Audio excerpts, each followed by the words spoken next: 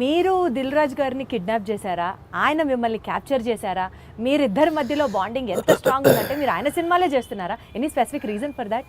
అదేం లేదండి, comfort. So అంటే లాస్ట్ ఎవరి 8 దగ్గర ఫిల్మ్స్ comfort లేదు, అదేం లేదు, దిల్ నేను రాజు లాస్ట్ దగ్గర 8 ఫిల్మ్స్లో మెజారిటీ ఆఫ్ ద ఫిల్మ్స్ రాజు గారితో చేశాను. ఎగ్జాక్ట్లీ. సో 2 ఫిల్మ్స్ బయట చేశాను, అనిల్ సుంకర్ గారితో సరిలేరు, పటాస్ ఫస్ట్ ఎన్టీఆర్ ఆర్ట్స్ చేశాను, తర్వాత షైన్ స్క్రీన్స్ సాహుతో చేస్తాను, నెక్స్ట్ కూడా మళ్ళీ సాహుకి చేస్తున్నాను. సో ఇప్పుడు ఐఎమ్ ఆల్టర్నేటివ్గా ఒకటి బయట చేస్తూ వస్తున్నాను. సో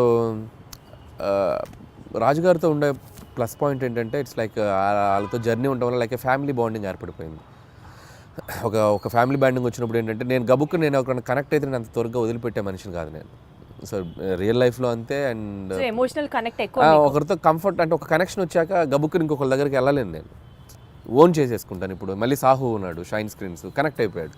సో మళ్ళీ అతనితో సినిమాలు చేసి బాగా దిల్ రాజు గారితో కనెక్ట్ అయిన కాన్సిక్వెన్స్ ఏంటి? అంటే లేదు, పటాస్ సినిమాకి అండ్ ఈ స్టూడ్ ఫర్ మీ. సో అంటే ఎన్టీఆర్ ఆర్ట్స్ బ్యానర్లో చేసినప్పుడు ఆ సినిమా రిలీజ్కి ఆయన వచ్చి అన్ని ఏరియాస్ ఆయనే తీసుకొని కొనుక్కొని ఆయనే రిలీజ్ చేశారు ఫిల్మ్. సో పటాస్ సినిమా యా. సో ఇప్పుడు ఎన్టీఆర్ ఆర్ట్స్ నాకు ఎంత నిలబడిందో, సో కళ్యాణ్ రామ్ గారు సినిమా నా మీద డబ్బులు పెట్టి తీశారు. అదే సినిమాని మార్కెట్లోకి తీసుకెళ్ళిన వ్యక్తి, డిస్ట్రిబ్యూట్ చేసి ఆ సినిమాని అంతే విధంగా జనాల్లోకి తీసుకెళ్ళిన ప్రొడ్యూసర్ ఆయన. ప్రొడ్యూసర్ కూడా డిస్ట్రిబ్యూషన్ కూడా ఉంది కదా వాళ్ళకి. సో అక్కడ నుంచి బాగా ఎంకరేజ్ చేసేవాళ్ళు నన్ను. సో అక్కడ స్టార్ట్ అయింది జర్నీ. తర్వాత ఆల్మోస్ట్ 4-5 ఫిల్మ్స్ అక్కడే చేయటం. సో ఇప్పుడే భగవంత్ కేసరికి బయటకు వచ్చాను నేను. సో సరిలేరుకి ఒకటి బయట చేశాను, భగవంత్ కేసరికి మళ్ళీ షైన్ స్క్రీన్స్ చేయటం. మళ్ళీ నాకు షైన్ స్క్రీన్స్ కూడా సాహుతో అదే బాండింగ్ ఉంది ఇప్పుడు. సో సాహుతో కూడా ఫిల్మ్స్ చేస్తాను ఇప్పుడు మళ్ళీ నెక్స్ట్. గాట్ ఇట్ 40 ఫిల్మ్స్ కంటే పైగా తమిళ్లో చేసినటువంటి ఐశ్వర్య రాజేష్ గారిని కూడా మీరు ఆడిషన్ చేసి ఈ సినిమాకి సెలెక్ట్ చేశారు అని విన్నాము. అంటే you were so particular about the character, లేదా ఆవిడ చేయగలరా చేయలేరా అన్నట్టు మీకు డౌట్ ఉందా? అంటే ఆడిషన్ అని కాదు కానీ లుక్ టెస్ట్ చేసాం. లుక్ టెస్ట్ చేసినప్పుడు నా భయం ఏంటంటే ఐశ్వర్య రాజేష్ తెలుగు అమ్మాయి, అద్భుతమైన పెర్ఫార్మర్. సో ఒకసారి యాక్సెంట్ ఎలా పలుకుతుందో తెలుసుకుంటే, తన బాడీ లాంగ్వేజ్ నేను అడాప్ట్ చేసుకుంటే నేను రాసేటప్పుడు నాకు ఇంకా ఈజీ అవుతుంది. సో నేను ఇప్పుడు వీటీ గణేష్ ఉన్నారంటే నేను ఆయన బాడీ లాంగ్వేజ్ నాకు అర్థమైపోయింది. ఎవడరా మీరు, అది వచ్చేస్తుంది, నేను చెప్పగలను, మాడ్యులేట్ చేయగలను. సో అలా ఒక్కొక్క హీరో, ఇప్పుడు నరేష్ గారు ఉన్నారు, రాజేంద్ర ప్రసాద్ ఉన్నారు, ఒకసారి వాళ్ళతో నేను పట్టుకున్నానంటే నేను వాళ్ళది ఈజీ అవుద్ది నాకు రాయటానికి. సో ఐశ్వర్యకి ఏంటంటే తను ఏదో జోక్గా చెప్తుంది కానీ ఆడిషన్ లాగా కాదు, తన బాడీ లాంగ్వేజ్ తనది ఎలా ఉంటుందో నాకు రీడ్ అవ్వాలి ఇక్కడ మైండ్కి. సో అందుకని ఒక 2-3 డైలాగులు ఎలా చెప్తుంది, సారీ బా, మీరు ట్రైలర్లో చూస్తారు కదా, లవ్ యూ బా, ఆ భావాన్ని ఎలా పలుకుతుంది, యాక్సెంట్ చెప్పగలుగుతుందా లేదా అనేది చూసుకున్నాం. సో బేసికల్గా మీరు మనుషుల్ని స్టడీ చేసేస్తారు, బాడీ లాంగ్వేజ్ని అర్థం చేసేసుకుంటారు. You have that skill. Easy అవుతుంది. ఇప్పుడు ఉపేంద్ర లమ్హాన్ ఆయన ఉన్నారు, ఆయన యానిమల్లో చేశారు. యానిమల్లో చేసినప్పుడు నాకు విపరీతంగా నచ్చిన క్యారెక్టర్. నేను సందీప్ రెడ్డి వంగతో కూడా దాదాపు చాలాసేపు మాట్లాడి ఆయన నంబర్ తీసుకొచ్చాను నేను. యానిమల్ ఇంటర్వెల్లో వస్తాడు, బొమ్మలు అమ్ముకునేవని అనుకుంటున్నారా అనేది విచిత్రమైన టైమింగ్ ఉంటుంది. అది నాకు భలే, చూడగానే భలే అనిపించింది నాకు. అరే భలే పెక్యులర్గా ఉన్నాడు ఇతను అని తీసుకొచ్చి, నేను ఆ సినిమా యానిమల్ ఒక 10 సార్లు చూసా ఆయన బాడీ లాంగ్వేజ్ని క్యాప్చర్ చేసుకోవడానికి.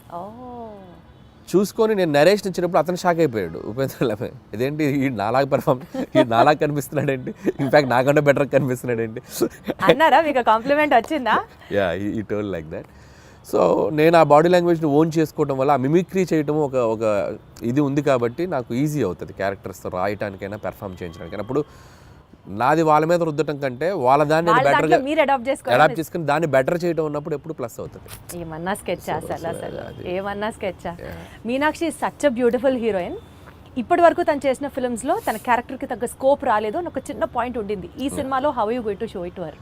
సో మీనాక్షి బేసికల్గా వెరీ డెడికేటింగ్గా చేసే అమ్మాయి. అండ్ ఇద్దరు అమ్మాయిలు వెరీ గ్రౌండెడ్. నేను చేసిన అన్ని సినిమాల్లో బెస్ట్ యాక్టర్స్ వీళ్ళిద్దరు, I can say proudly. So very down to earth and very friendly, చాలా పెద్ద open statement, very friendly. And like A time చెప్పినా, ఏ సినిమాకి అంతసేపు ఉన్నారన్న, నైట్ ఎక్స్టెండ్స్ అయినా, నో కంప్లైంట్స్ అట్ ఆల్. గుడ్డులా కష్టపడతారు సినిమా కోసం ఎంత దూరమైనా కష్టపడేటువంటి మెంటాలిటీ ఉన్న అమ్మాయిలు ఇద్దరు. అండ్ వెరీ జెన్యూన్ సోల్స్ అనమాట. సో అందుకని వాళ్ళకి, అందుకే ఇఫ్ మీరు అన్నట్టు మీనాక్షికి లక్కీ భాస్కర్ తనకి మంచి పాత్ర పడింది, బాగా చేసింది. అండ్ ఈ సినిమాలో కూడా తనకేంటంటే ఐశ్వర్య రాజేష్తో వచ్చేసి ఒక కంప్లీట్ ఇన్నోసెన్స్, ఒక చదువు రాని ఒక పల్లెటూరు గబ్లై, ఒక వెంకటేష్ గారి వైఫ్గా ఉండి భర్తని విపరీతంగా ప్రేమించి పక్కన ఆడగాలి సోకితే చాలు ఫ్రస్ట్రేట్ అయ్యి పొసెసివ్గా ఫీల్ అయ్యే అమ్మాయి లైఫ్లో అమ్మో భర్తకి ఒక ఎక్స్ గర్ల్ ఫ్రెండ్ ఉండటం అనేది ఒక షాకింగ్ ఆ అమ్మాయికి. ఆ అమ్మాయి ఎలా డీల్ చేస్తుంది అనేది ఆ అమ్మాయి క్యారెక్టర్. మీనాక్షిది వచ్చేసరికి దానికి బౌన్స్ అవ్వాలి, ఆ అమ్మాయి క్యారెక్టర్కి బౌన్స్ అవ్వాలి.